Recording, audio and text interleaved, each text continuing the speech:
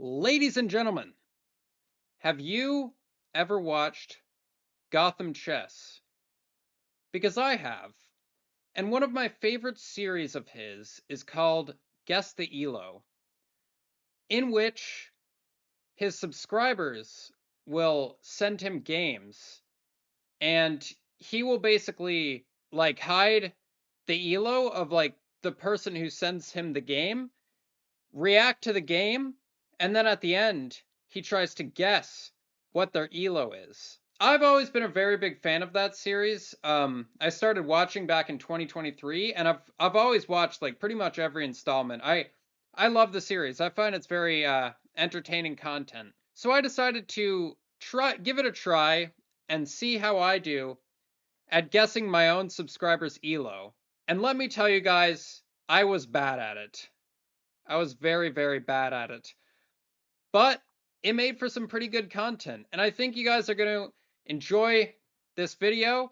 And if you want to take part in a future episode of Guess the Elo, there should be a link to the Discord in the description. You can DM me a link to your game, and I will most likely end up trying to guess your elo. So yeah, huge respect to Gotham Chess, and without further ado, let's get into it. Let's get into the first game. So subscribers playing with the white pieces, random noobs playing with the black pieces, and so he starts the game with e4, e5. Okay, so far so good. Knight f3, and then we get d6. Okay, we get this opening.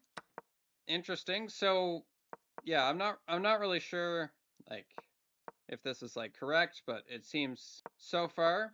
This move, bishop out here, I can see that this is not a great move because he didn't think, okay, what if the knight comes out here and attacks me? Because normally you'd want to put like the knight like closer to the center. So I'm kind of thinking he's probably like below like I want to say 1600 because normally you wouldn't put your pieces where they can just be kicked away by like a knight coming in like this, but so far I don't think he's above like 1600, but okay.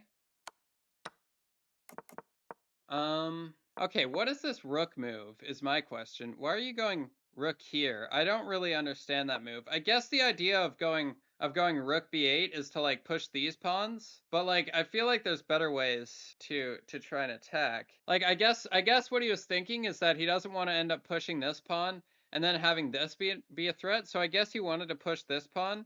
Um but then he saw this was a threat, but for starters, you can't even push this pawn anyways because the knight's here. So maybe a6 would have been better or something. Well, the engine's saying queen to a5, but I can understand why you wouldn't play that. Like maybe this could be better. I'm not sure. But anyways, he goes rook b8, okay? And then we get this move. I'm not really sure what this move accomplishes exactly because you're kind of just pushing a pawn to its death. Like you can literally just take this and then trade, and all you've done is lost a pawn, but I mean, maybe there's something deeper. Okay, well, he gets that pawn back. I don't know why the engine is saying it's such a big advantage, I guess. Oh, because the rook was trapped. Okay, so he trapped the rook. Interesting.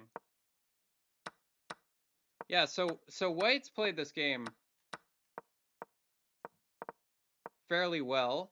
Okay, now we get an endgame where white... Okay, but hanging a pawn there, why would you just allow this pawn to be captured? I guess taking this pawn. Yeah, I guess that makes sense because yeah, I guess you'd want to trade that pawn for this pawn. Okay, so we're already getting a game where the player with the white pieces is like better than me. So yeah, we get bishop here, and then he just starts. Wait, why did he? Oh, again. Okay. Ah, now there's a pawn getting through. So how's white going to deal with this? How is white going to stop the pawn from getting through? Because I don't see it right off the bat. I mean, do you go here? Ooh, it looks like you've gotten yourself... Well, I guess you would take with check first. No, because then bishop takes. So, yeah, probably we're going to have to try and get the king over to stop it. Yeah. I guess the king's going to come over along with the rook, and the king and rook are going to stop it. And that's exactly what happens. Okay, so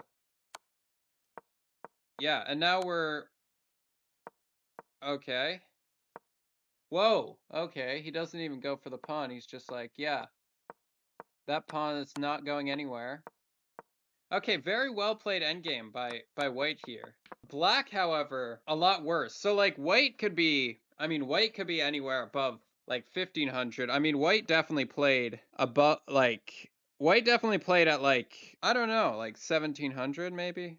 And black played like I would say like 1000 to 1300.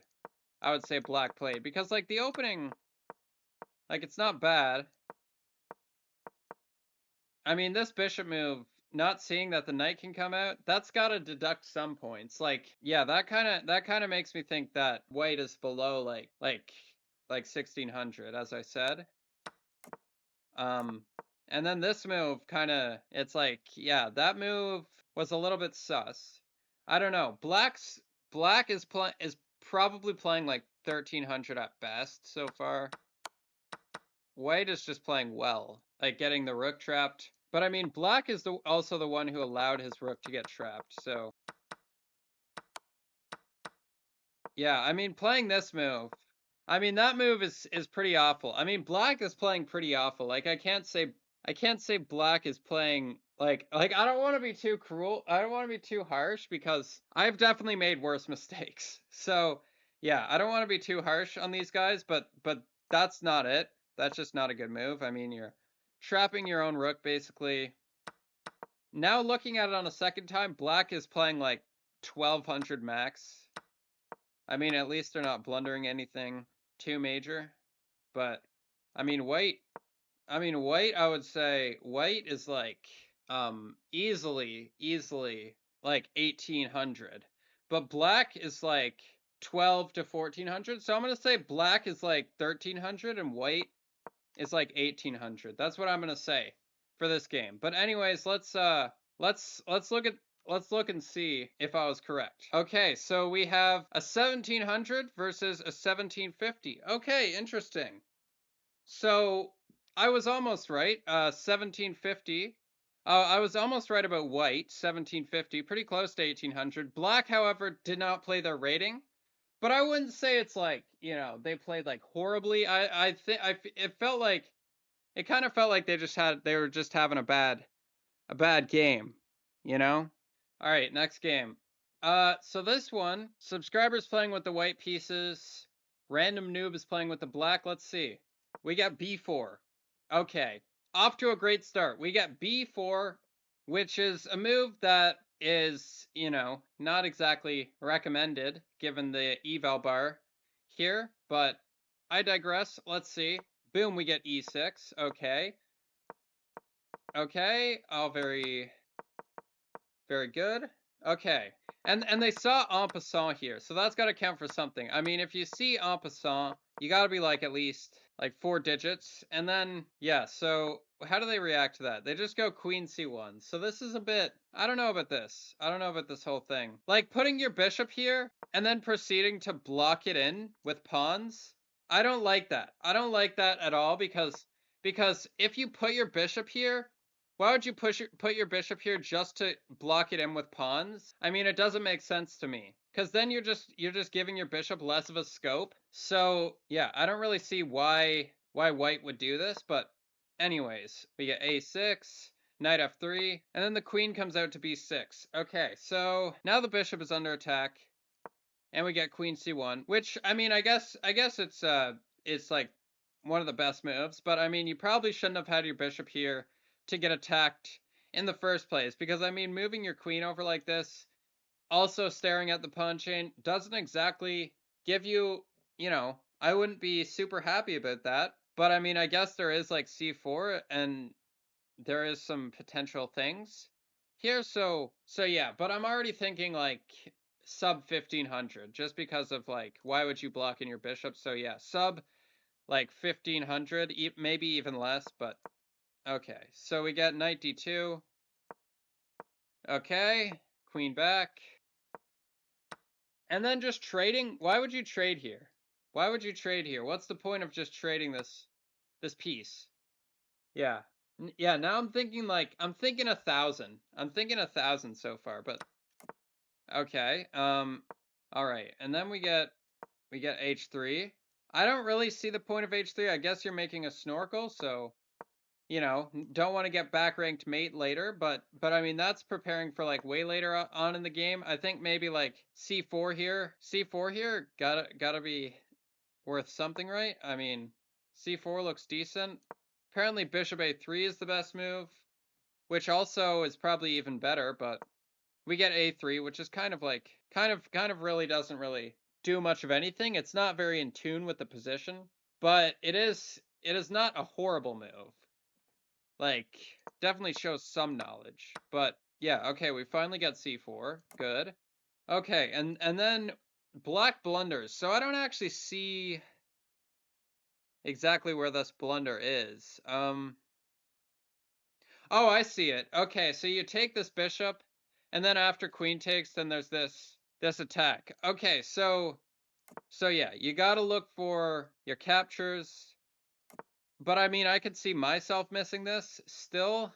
Like, it's gotta take away something. So yeah, if white sees it though, okay, and white sees it. White sees it immediately. Okay, so white, so to see that whole sequence is very good. That's like 1200 minimum to see that. But yeah, so we win a rook. So white wins a rook, very nice. And then just starts to get the better of black, but black is fighting. Okay. We go for the pawns. And yeah, that move, I mean, I guess that's a good move, yeah.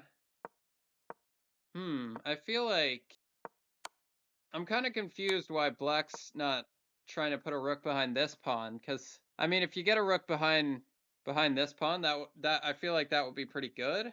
So yeah, I have no idea why black is going for this pawn, because this pawn has something blocking it.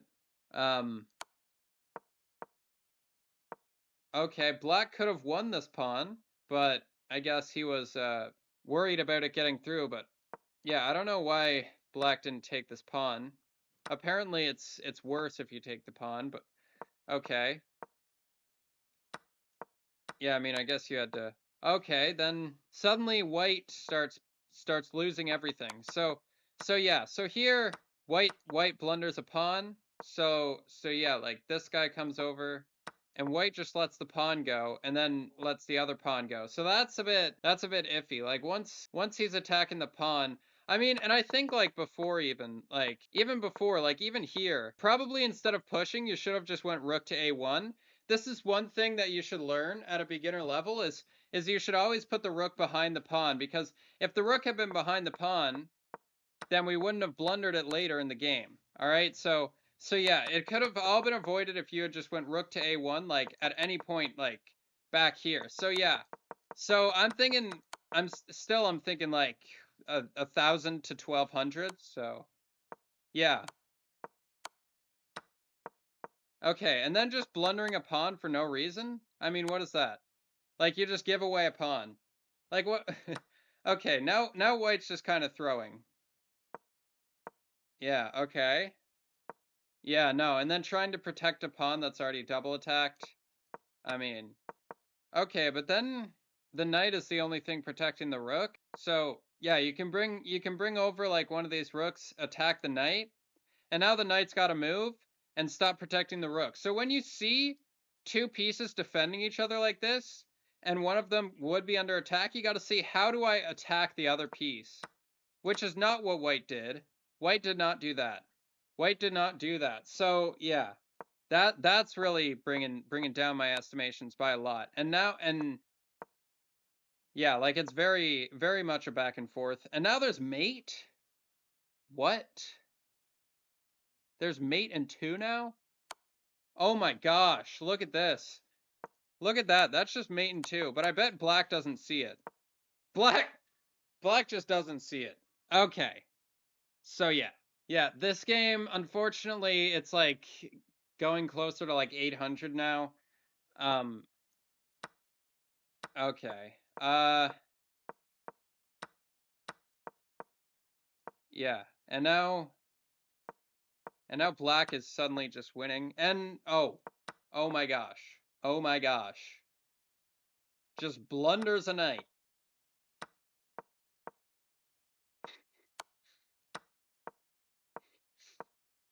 And now it's just zeros.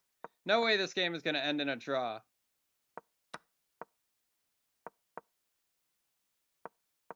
Oh my god, wait, now white is... Wait, here... What if you just go to the corner? Okay, so yeah, now white is lost. Or black has lost. Okay, and then white wins. That is, that was interesting. Okay, let's go through that again. So white played a very interesting opening. I mean, like, I don't see why, and again, I think I missed this move the first time, but rook b1 is pointless. I don't see what the point is. It's not like there's a powerful discovery or anything. Like, it's not even a threat. So, like, yeah, I don't know. I don't know, man. But then this, seeing that skewer, that was pretty good. But then the rest of the game, I mean, like, to go from this position, and then all you had to do was put your rook behind the pawn. That's all you have to do. Like, having the rook in front of the pawn is no good, because you're going to have to move it at some point in order to promote. So yeah, not putting the rook behind the pawn, and then just kind of doing these random pawn moves. Like here in this position, like, he just kind of plays here. Yeah, I don't know. You should probably be trying to, like, attack things, trying to trade the rooks. Why are you pushing this h-pawn? What is this h-pawn going to do to the king? What is this h-pawn going to do? It's not doing anything. You're not doing anything here. I guess the idea was to go here and have the king take the pawn, and then you take this pawn. But that's very wishful thinking, because, like, what if the king just goes here, even if you did get that, right? The king can just go here and continue protecting this pawn. You got to activate the rooks. The rooks are over in the corner doing nothing, and they got to be activated, because black's gonna start harassing the king, and it's gonna get ugly, and that's what happened. That's what happened. Black starts harassing the king. White finally comes to his senses and starts bringing the rooks. And here, there's an opportunity to bring out a rook and attack this, winning material. But yeah, it was missed. Like, when you see this, when you see a loose pieces like this, I mean, you got to try to attack them, right? This knight, all you have to do is attack the knight, and you win a piece. So I'm thinking like 800, honestly. But, like, yeah, there was that skewer tactic, so... But, I mean, to lose this position, I mean, two people lost hard-to-lose positions in this game. So, yeah, I really can't say anything above 800. I mean, to then blunder a knight, I mean... Yeah, black honestly played like less than 800. White played like an 800, I would say. That's what I'm going to say. I'm going to say 800 for both players. Maybe 850 for white, but let's see.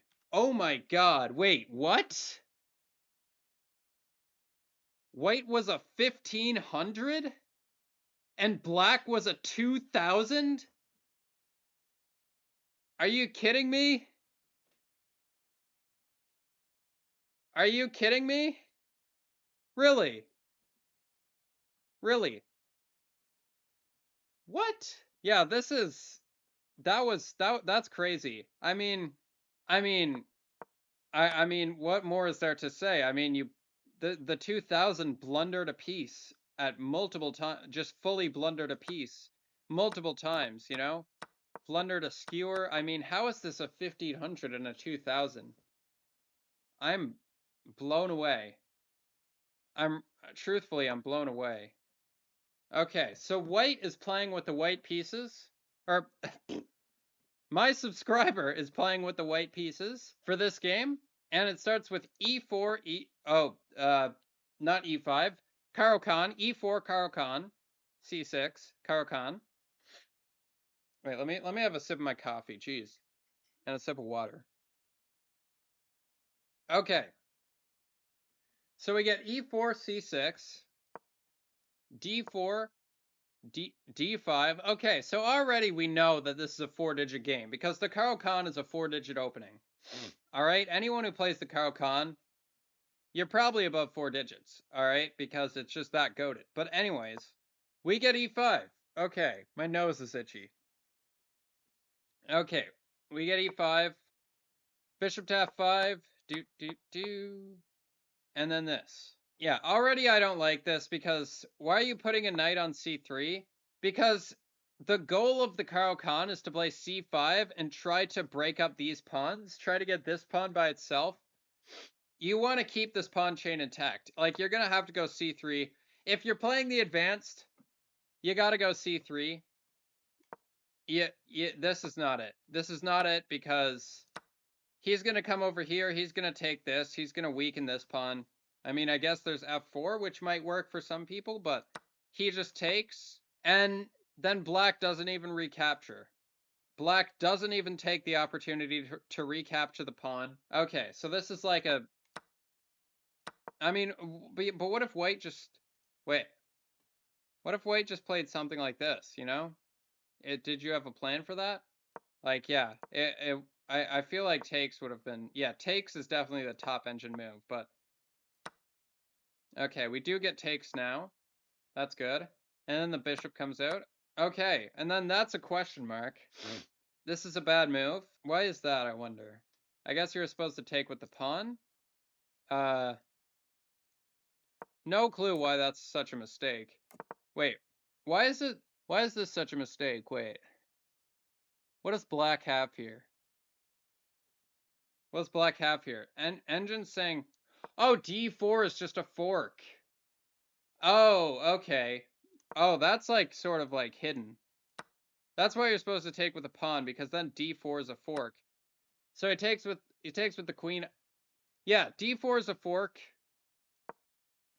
I mean, I want to say missing a fork is like a means that like you're not very strong, but like I didn't see it, so I'll give him a pass. Still though, I didn't like the Caro-Kann like principle there. From either player.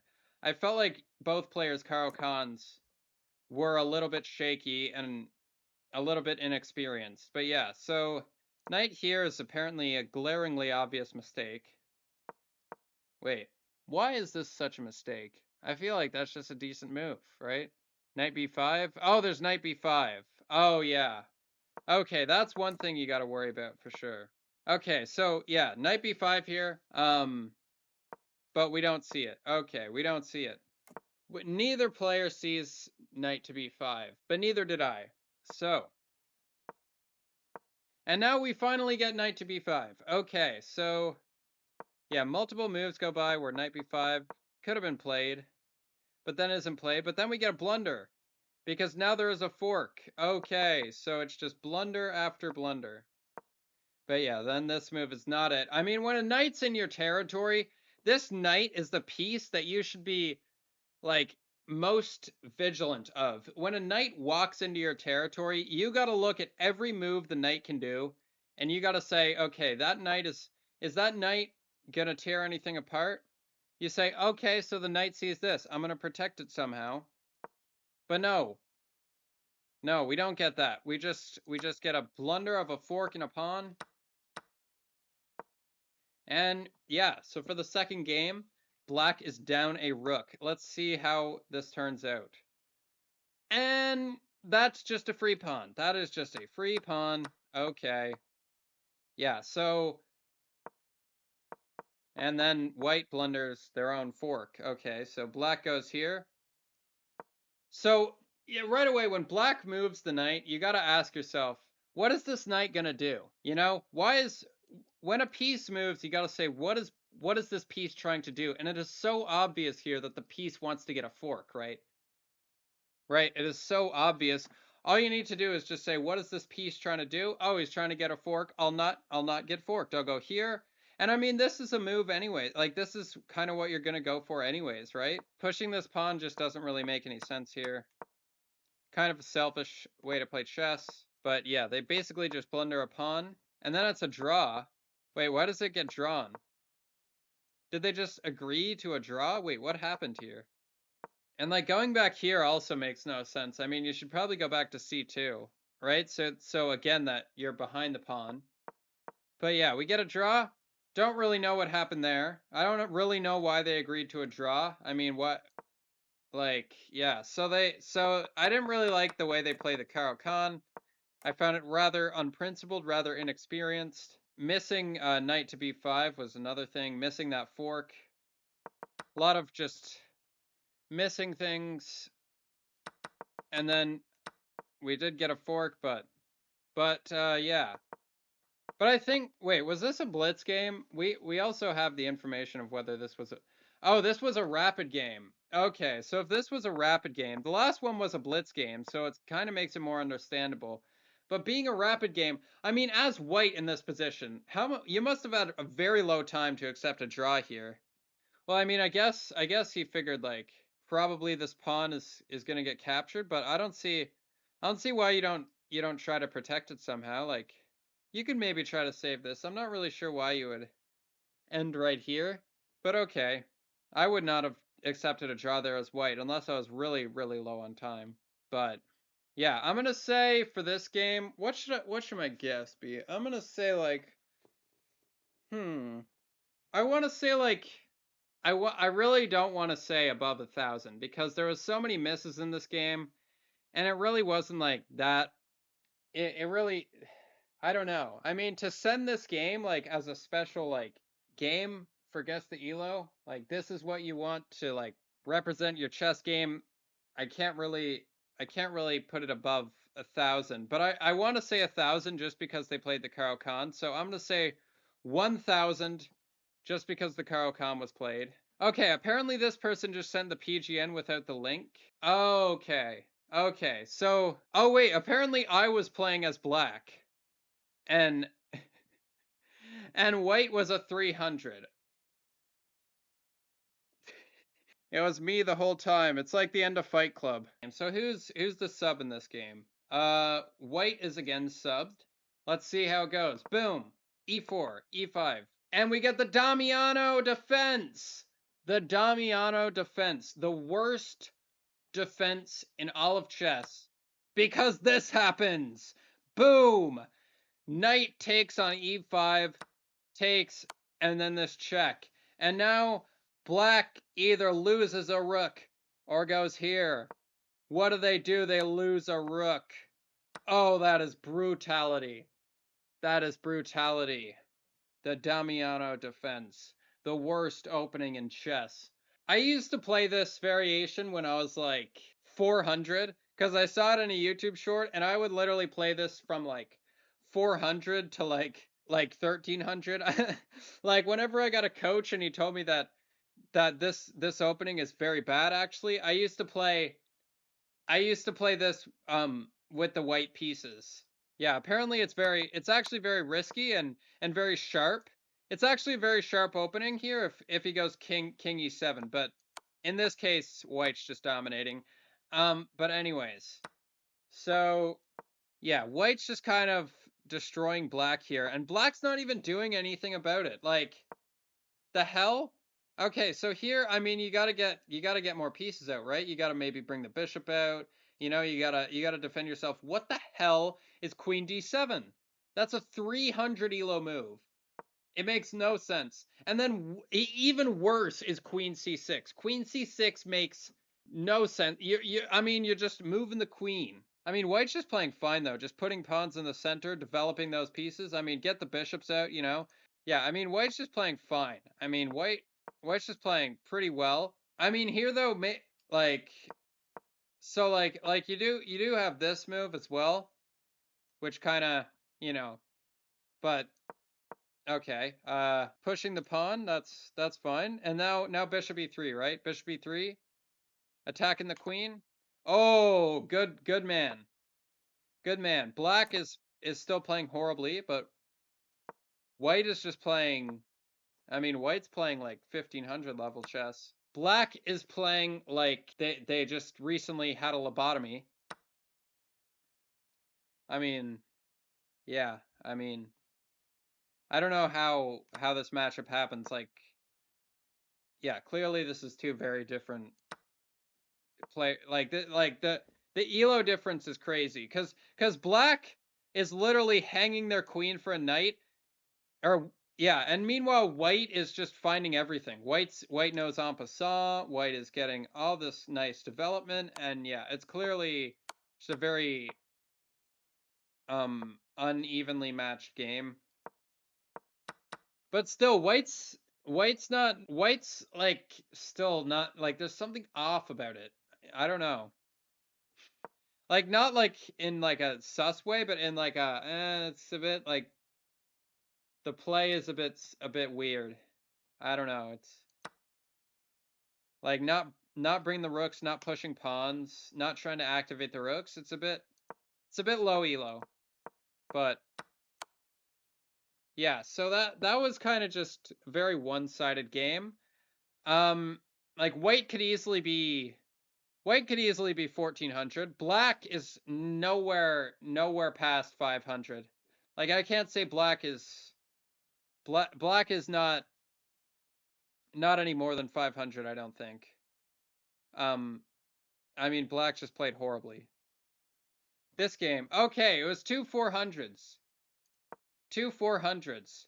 Okay, I was close. I mean, Polix, for whatever reason, plays more like a 4-digit player. I don't know why Polix is 400, but yeah, that was okay. I mean, I can definitely see it for black. Black definitely played like a 400. White definitely didn't really play like a 400. I don't know, man. You got to get that rating up, Polix. Okay, C6, the Caro-Kann. Boom, boom, boom. Fantasy variation. Nice. I like it. I like it. We come out here, we kind of just give a check. And then we take here. So I don't actually know the theory of this opening, but one thing I do know is that normally you don't want to allow black to take this with the bishop. You never want to play d takes on c5 in the Caro-Kann. That's one thing that you never want to do. You can even see from the eval bar. D takes on c5 is not a good move usually in the Caro-Kann. But anyways, boom, boom, check. Maybe thought they were going to win this knight, but the knight just goes back. And yeah.